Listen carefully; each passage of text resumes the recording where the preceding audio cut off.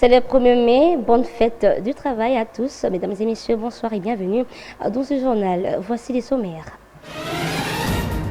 Accord de principe Washington et RDC Rwanda. Les opposantes saluent cette démarche et appellent à un dialogue inclusif. Le 1er mai, fête du travail, journée déclarée sur mes pays en RDC. Tout un dossier est prévu pour vous. Les Aigles du Congo se sont imposés devant le tout-puissant Mazembe en match de la 3e journée du play-off. Une fois de plus, bonsoir et merci de rester avec nous. D'abord, cette information en bref, dans une déclaration commune rendue publique le mercredi 30 avril 2025, Martin Fayulu, Moïse Katumbi, Dili Sanga et Joseph Kabila ont salué l'engagement et avancée diplomatique entre Kinshasa et Kigali en marche de pourparlers de Washington. Les 4 leaders de l'opposition soutiennent la mise en place d'un dialogue inclusif sous l'initiative de la CENCO et ECC. D'autres détails dans nos prochaines éditions. Place à présent au décryptage. La justice congolaise a saisi le Sénat pour lever les immunités de l'ancien président Joseph Kabila. Est-ce que cette démarche est-elle légale? On en parle avec Franklin Mbeba, analyste politique, déjà avec nous. Bonsoir. Bonsoir madame. Vous allez très bien? Ah, ça va. Bonne fête de travail à vous. Merci beaucoup, à vous aussi. Merci. Alors, la première question, que pensez-vous de cette demande de la justice? Merci de la question. Qu'est-ce qu'on pense de la demande de la justice? Nous estimons que cette demande, jusqu'à présent, elle demeure encore biaisée pour plusieurs raisons, notamment sur la procédure de la dite demande. Mais nous espérons et nous pensons que les organes ou les autorités compétentes vont devoir se conformer à la procédure. Alors, puisque cette décision est prise sur base d'un communiqué, alors qu'un ministre agit sur base d'un arrêté, pensez-vous que cette démarche va aboutir à une finalité?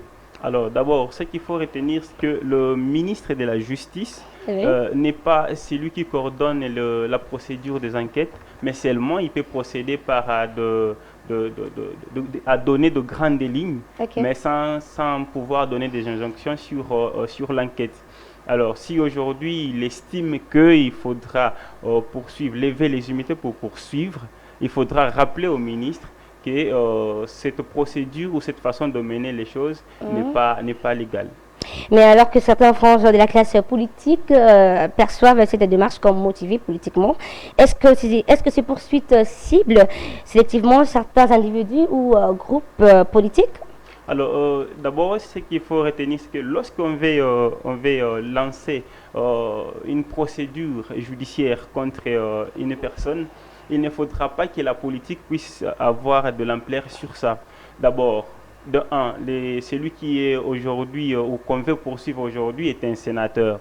Alors, si vous regardez dans les statuts ou du règlement intérieur du Sénat, c'est que d'abord les articles 217 ont demandé à ce qu'il y ait d'abord une demande préalable et 218 pour qu'il y ait néanmoins une commission organisée ou mise en place par le Sénat pour étudier les biens fondés. Et donc si on veut faire du politique, qu'on fasse du politique. Mais si on veut faire respecter la justice pour que chacun soit respecté dans ses droits, il faudra que les choses puissent être respectées, et surtout quand nous sommes en matière du droit criminel. Et pensez-vous que le Sénat va se plier? Et est-ce que le Sénat va se plier? Je ne pense pas. Je ne pense pas. Pourquoi? Parce que aujourd'hui, il s'agit d'un sénateur. Et le président du Sénat, je ne pense pas qu'il va devoir livrer un sénateur à la merci de la justice qui ne veut pas respecter la procédure. Alors, moi ici, j'appelle au président du Sénat de faire application des articles 217 et 218 du règlement intérieur du Sénat qui voudront que le président du Sénat puisse néanmoins mettre une commission de mise en examen pour qu'on puisse lever les immunités. D'abord, étudier la question et savoir s'il faut lever ou pas les immunités afin de poursuivre un sénateur. Eh bien, continuons avec cette question. Notre justice est traitée, justice malade. Comme vous le savez, pensez-vous que cette poursuite peut-elle ouvrir un nouveau chapitre, un renouveau de la justice, ou renforce-t-elle la méfiance?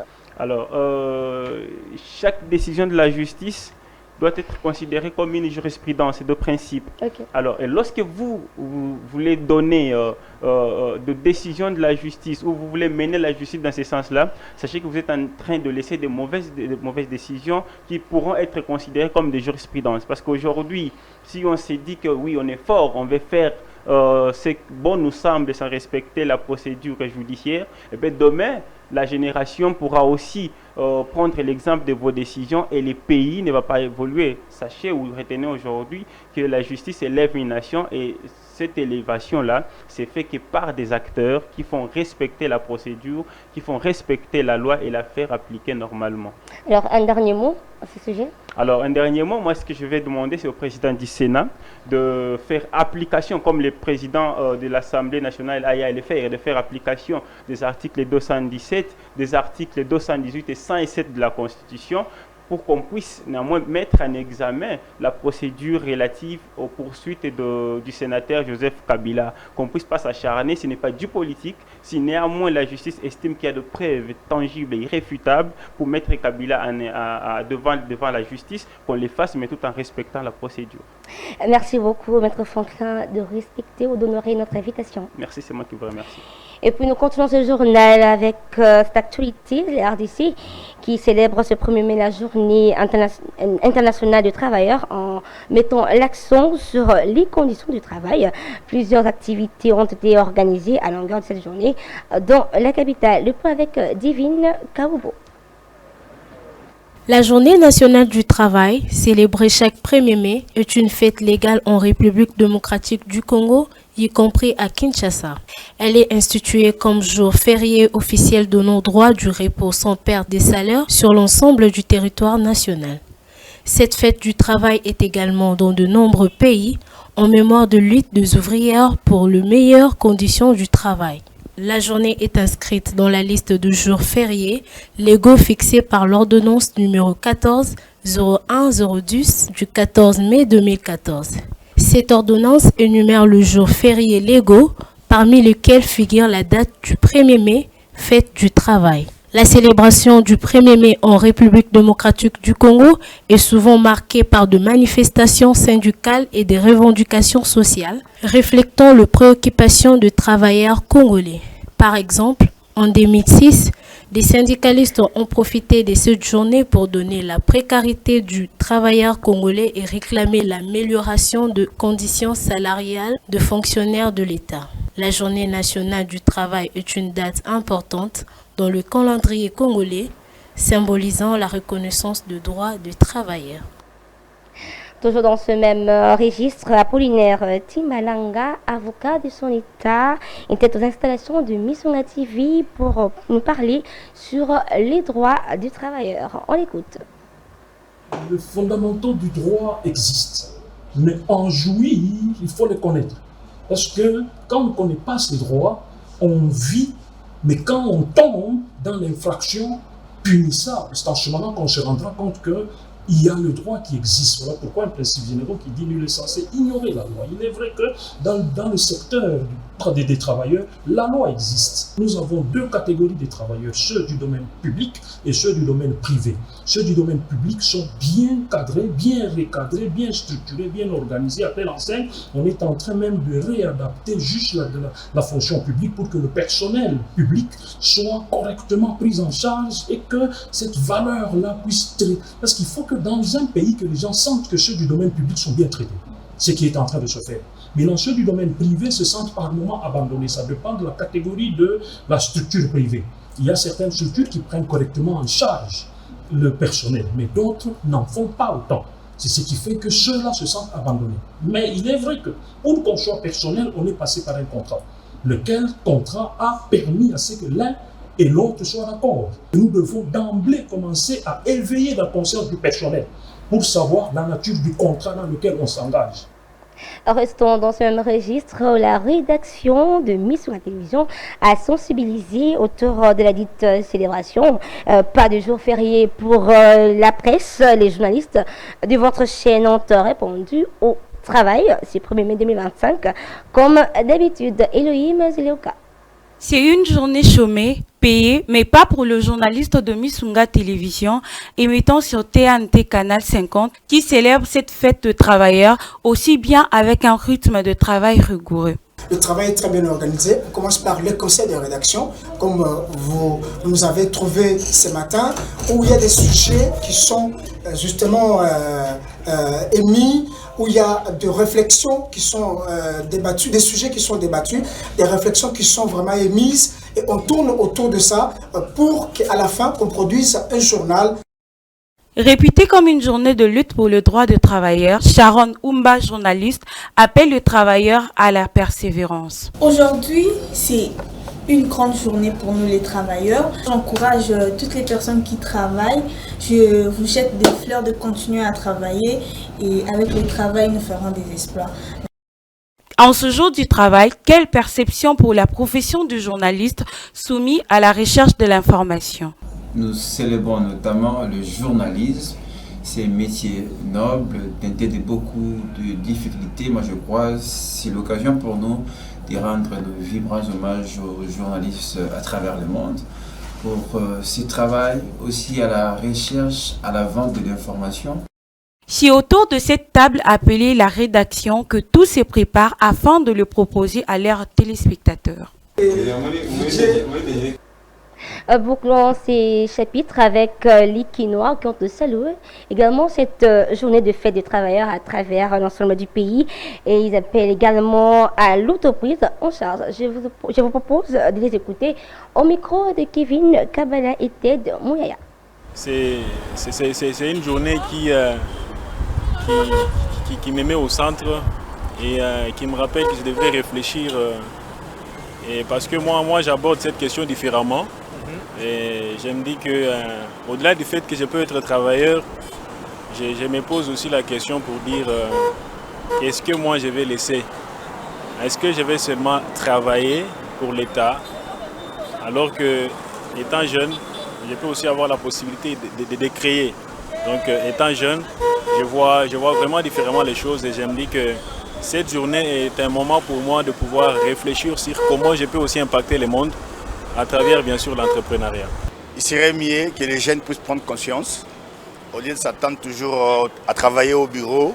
Je crois que l'auto-prise en charge, c'est créer des emplois, être entrepreneur, c'est ce qui vaut le plus. Parce que le peu que l'on trouve dans le travail, ça ne pourra pas couvrir les dépenses mensuelles avec toutes ces responsabilités qu'on peut avoir. Mais être entrepreneur, je crois que c'est ce qu'il faut. Ça nous profite à nous autres, des bureautiques, des autres, parce qu'on n'a pas assez de temps pour nous, pour nos familles, pour nos enfants. Ça nous profite vraiment. Aujourd'hui, c'est une bonne journée pour nous de rester avec les enfants à la maison, ou soit de sortir avec eux, aller au restaurant, ou soit rester ensemble en famille, parler et tout. C'est important parce que nos enfants n'arrivent pas à nous apprendre. Autre chose dans ce journal, en marge du lancement de la semaine africaine de la vaccination, le ministère de la Santé publique appelle à la mobilisation vaccinale en vue de sauver des vies. D'ailleurs, de femmes et des enfants de moins de 5 ans succombent suite au manque de vaccins. D'un long tour, nous en dit plus. Du 29 avril au 6 mai 2025, s'est ouvert à Kinshasa la semaine africaine de vaccination, une journée qui inquiète au plus haut le ministre de la Santé, Hygiène et Prévoyance sociale sur l'augmentation des décès chez les enfants de moins de 5 ans, due aux maladies évitables par la vaccination. À la même occasion, Roger Kamba appelle la communauté congolaise à s'engager pour assurer la bonne couverture vaccinale. Selon les données du ministre de tutelle, plus d'1 million d'enfants de moins d'1 an n'avaient reçu aucun vaccin en 2023 et près de 2 millions n'avaient pas reçu leur 3e dose des vaccins. Autre situation, chaque année en RDC, de femmes meurent encore du tétanos, de la rubéole ou de l'hépatite B, notamment à l'âge de procréer, faute d'un accès régulier au vaccin. Ces constats est révoltant, d'autant que la solution existe en misant sur la sensibilisation. Pour rappel, le conflit armé et le mouvement de population restent le principe cause de contribuer non seulement à la propagation de maladies, mais limite également l'accès à certaines zones. Eh bien, les pluies diluviennes sont à la base de plusieurs dégâts dans la capitale, notamment sur le rond-point Willery inondé à cause de la pluie qui s'est abattue mercredi 30 avril. Une situation qui perturbe la circulation routière. Grady Bizala et Rabi Fouka nous en dit plus. Après la pluie vient les beaux temps, dit-on. Cependant, à Kinshasa, c'est le contraire. Sur Willery, dans la commune de Lingwala, après la pluie qui s'est abattue hier, mercredi 30 avril, l'on constate des routes inondées et impraticables pour les usagers, créant ainsi de forts embouteillages à partir de l'Inerbé jusqu'au boulevard Triomphal. La population congolaise s'interroge de savoir si Kinshasa est-elle condamnée aux inondations et dégâts causés par chaque pluie. Se sentant dans l'insécurité, les Congolais invitent le gouvernement de trouver rapidement la solution pour pallier à cette situation. Notons que depuis le début de cette catastrophe naturelle, le gouvernement congolais travaille d'arrache-pied pour mettre en sécurité la population congolaise et promet de revêtir la ville de Kinshasa d'une nouvelle robe.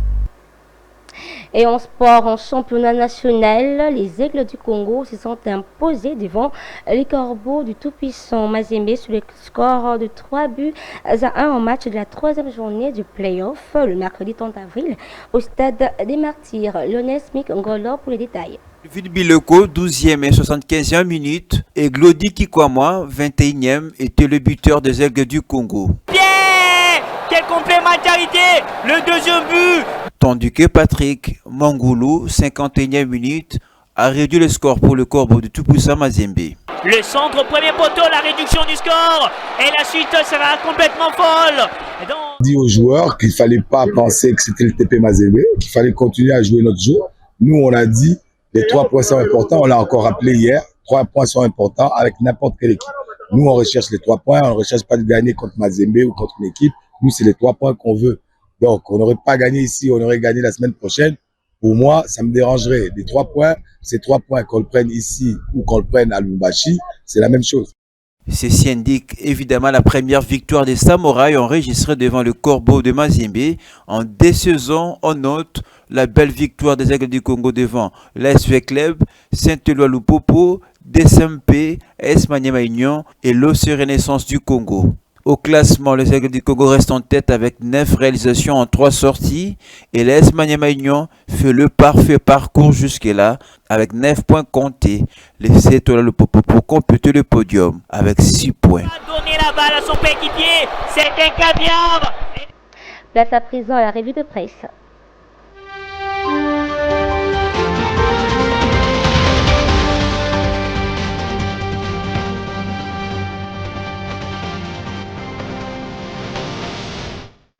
La revue de presse, c'est avec Divine Salah. Bonsoir.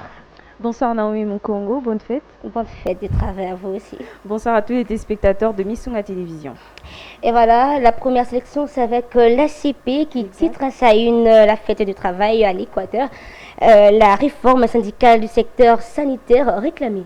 Exactement, plusieurs irrégularités ont été signalées dans le secteur de la santé. Selon le docteur Louis-Marie, que le secteur de la santé donne l'impression d'être abandonné par son syndicat. Plusieurs agents sanitaires se retrouvent sans prime de risque et font face à des mutations et remplacements illégaux de médecins, et des infirmiers titulaires subissent des impayements et voient des rémunérations fictives, ainsi que la disparition des primes des risques. Le tribalisme et les partenarialismes sont également présents. Ces irrégularités témoignent l'inaction du syndicat censé défendre les droits des agents et lutter contre ces anomalies. Cette attitude a entraîné une méfiance croissante parmi les agents sanitaires dont les revendications sont restées sans réponse. Naomi Mukongo. Et enfin, tempête des tropiques, titre sa machette, crise dans l'Est de la RDC. Félix Tshisekedi promet de ramener la paix véritable et définitive. Tout à fait, le président de la République démocratique du Congo, Félix-Antoine Tshisekedi, a affiché cette détermination lors d'un point de presse conjointe avec son homologue de la Guinée-Bissau, Umaro Sissoko, en visite du travail du 29 au 30 avril en RDC. Pour le président de la République, la signature de la déclaration de principe entre la RDC et le Rwanda visant à promouvoir la paix et le développement est un pas dans la bonne direction. Il a déclaré, je cite, « Après ce que vous êtes en train de voir, il n'y aura plus de problème d'instabilité en République démocratique du Congo. » Fin de citation. Sur cette même lignée, Naomi Mukongo, le phare, constate que Félix-Antoine Tshisekedi, président de la République, croit fermement en la réussite d'un processus de paix dont il y aura un grand artisan en proposant aux Américains un partenariat stratégique basé sur l'exploitation commune de minerais actuellement pillés par le Rwanda et ses supplétifs de l'FCM 23. Selon ses quotidiens, depuis l'annonce de la volonté de la RDC et le Rwanda de faire incessamment la paix de brave, les architectes internes comme externes de la crise sécuritaire, comme dans les provinces du Nord Kivu et du Sud Kivu, ne décolore pas. Naomi Mukongo. Merci beaucoup, Divina Sala, pour cette belle sélection. C'est moi qui vous remercie. Et voilà, c'est par ici que nous mettons fin à ce journal coordonné par Daniel Lanto et réalisé par Elohim Kakulongo et Jessie Kanza. Une fois de plus, je vous souhaite bonne fête de travail. Au revoir.